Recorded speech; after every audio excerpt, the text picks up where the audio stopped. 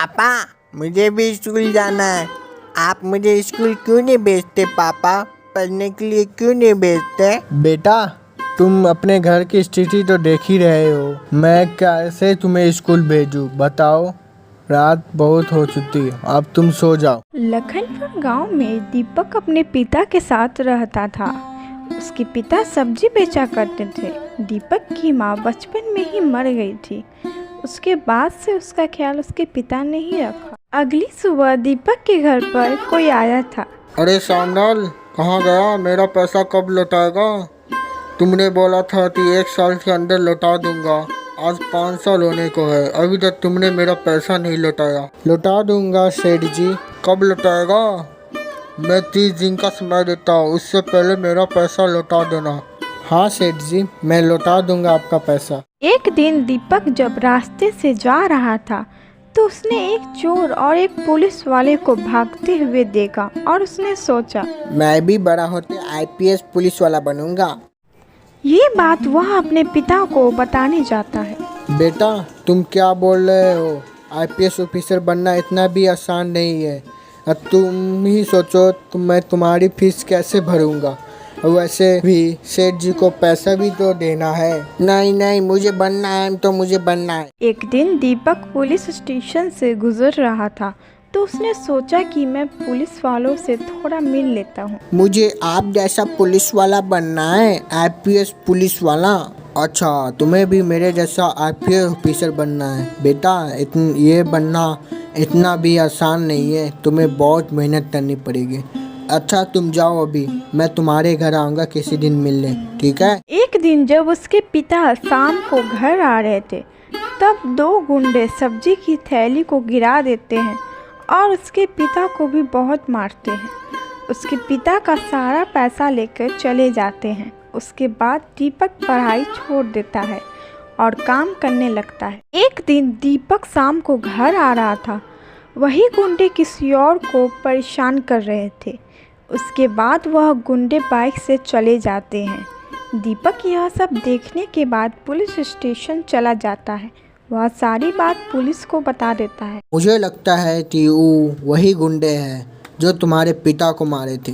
तुमने गाड़ी का नंबर नोट किया है? हाँ पुलिस अंकल, मैंने गाड़ी का नंबर नोट किया है। आपका बेटा तो बहुत बहादुर है। सरकार की तरफ से उस गुंडों को पकड़ने का एक इनाम रखा था जो आपको बेटे को मिला है। सरकार आपको बेटे को आईपीएस ऑफिसर बनाने के लिए राजी हो गई है। क्या आप उसको भेजेंगे आईपीएस ऑफिसर बनाने के लिए? क्या मेरा बेटा आईपीएस ऑफिसर बनेगा? इससे डर की बात क्या होगी? आप ले जाइए इसे। अरे श्यामलाल, कहाँ गया? आज 30 दिन होने को है, अभी तक तुमने पैसा नहीं लौटाया। लौटा दूंगा सेठ जी, मेरा बेटा आईपीएस ऑफिसर बनने गया है। वो आएगा तो वह आपका पैसा दे देगा। अच्छा, इसलिए वो दिखाई नहीं दे रहा है। अब गरीब का बेटा भी आईपीएस ऑफिसर बनेगा। देखना तुम्हारा बेटा बन के नहीं आएगा आईपीएस ऑफिसर। कई साल बीत जाने के बाद श्यामलाल के घर पर पुलिस की गाड़ी आती है। इसमें से श्यामलाल का बेटा निकलता है।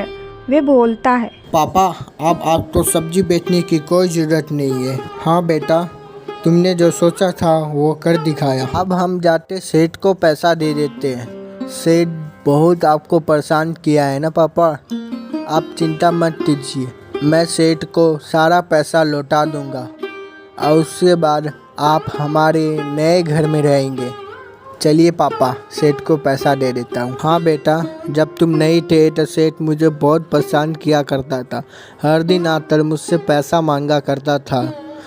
चलो बेटा, आज उसको पैसा दे ही देता हूँ। दीपक और दीपक के पिता सेठ से मिलने जाते हैं और यहाँ पर सेठ को बहुत डर लग रहा था क्योंकि उससे एक आदमी बोला था, तुमने उसके पिता तो बहुत परेशान किया है ना, कहीं तुम्हें वो जेल में न डाल दे, बच के रहना। इसके बाद वह दोनों आ जाते हैं। जल्दी से पिता ने पैसे लिए और उसे दे देते हैं, परंतु दीपक के पिता सेठ से कुछ मजे लेना चाहते थे और वह बोलते हैं, सेठ जी आपने बोला था मेरा बेटा आईपीएस ऑफिसर नहीं बनेगा। देखिए मेरा बेटा आईपीएस ऑफिसर बना। आपने मुझे इतना दिन परेशान किया, कहूँ तो बता दूँ मैं अपने बेटे को, आपको जेल में डाल देगा फिर। नहीं नहीं, आज से मैं किसी को भी परेशान नहीं करूँगा। तुम ये बात अपने बेटे को नहीं बताना। तो हेलो दोस्तों, आपको ये मेरा कहानी कैसा लगा लाइक करके बताइए मुझे। ऐसी ही मज़ेदार कहानी देखने के लिए चैनल को सब्सक्राइब कीजिए। मिलते हैं आपको अगले कहानी में।